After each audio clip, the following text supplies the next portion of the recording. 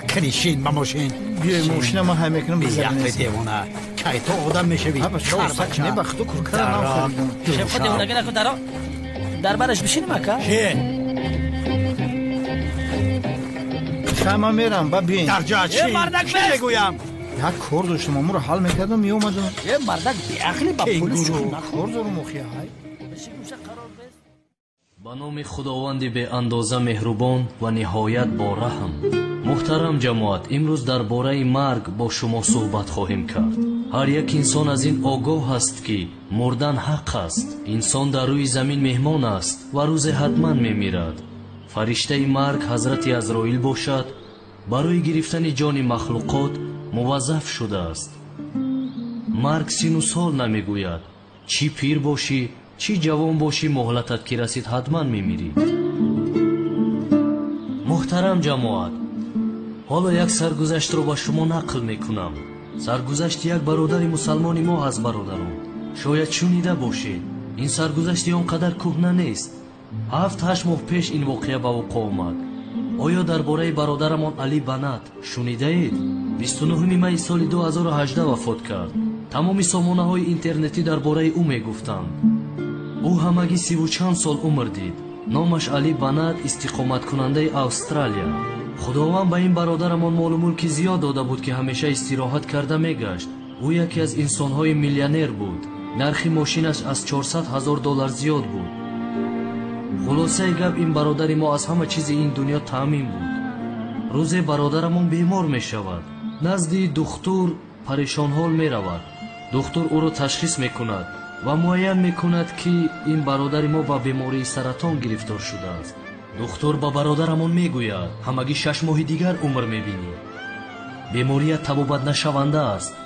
بعد از 6 ماه می میری و این دنیای فانی را پدرود خواهی گفت.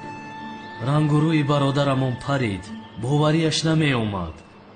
چون که حالا برادرمان جوان بود گمان میکرد که در 30 و چند ساله که داشت انسان نمی میرد.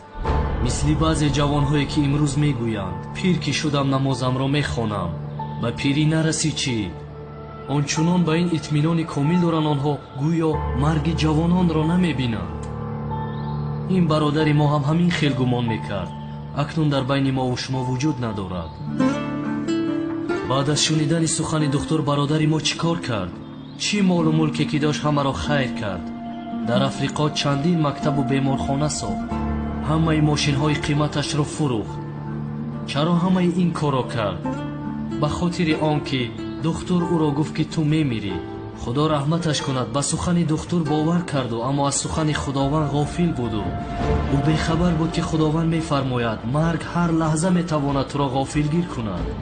او درک نمیکرد که مرگ پیری و جوانی نمیگوید.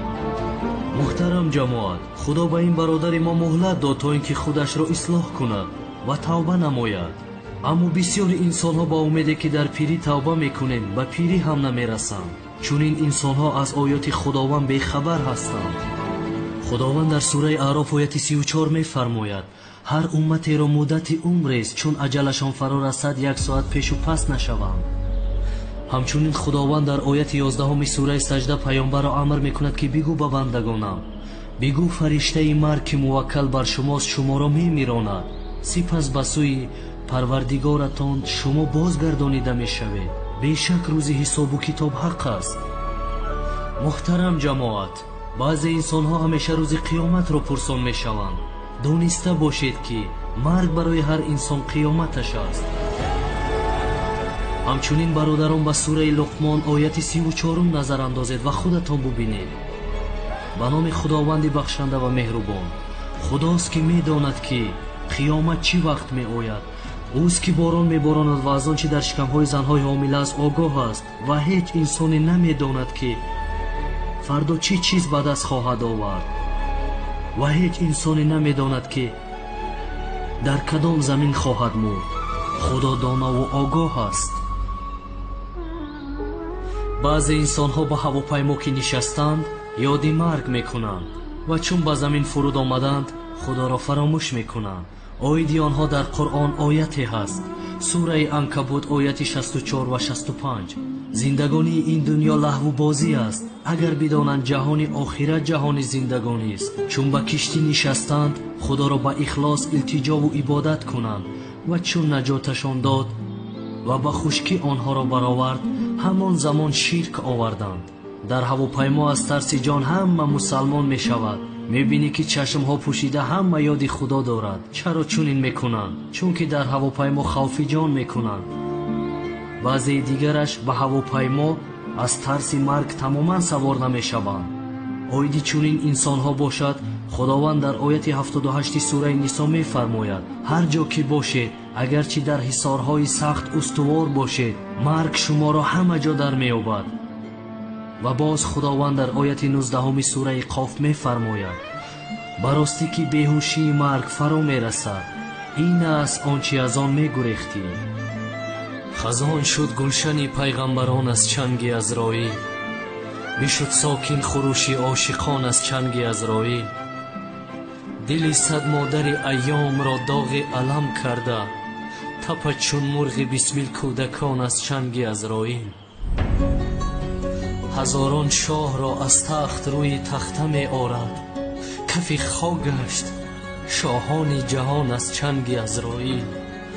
инсонҳое ки дар ин дунё корҳои хайрро анҷом доданд, пас дар ояти 32 сураи Наҳл бингаранд ки чӣ гуна аст оқибати маргашон ва чӣ гуна аз онҳо истиқбол мекунанд. ва инсонҳое ки дар ин дунё корҳои бадро анҷом доданд, пас дар ояти 27 ва 28 сураи Муҳаммад бубинанд оқибати маргашонро ва чӣ гуна аз онҳо истиқбол мекунанд, худ бубинанд дар ин оятҳо.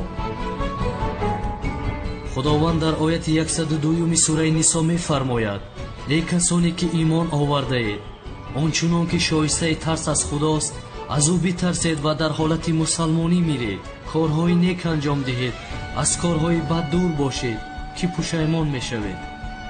худованди меҳрубон, ҷони моро он замон бигир ки аз мо розӣ бошӣ. Амин.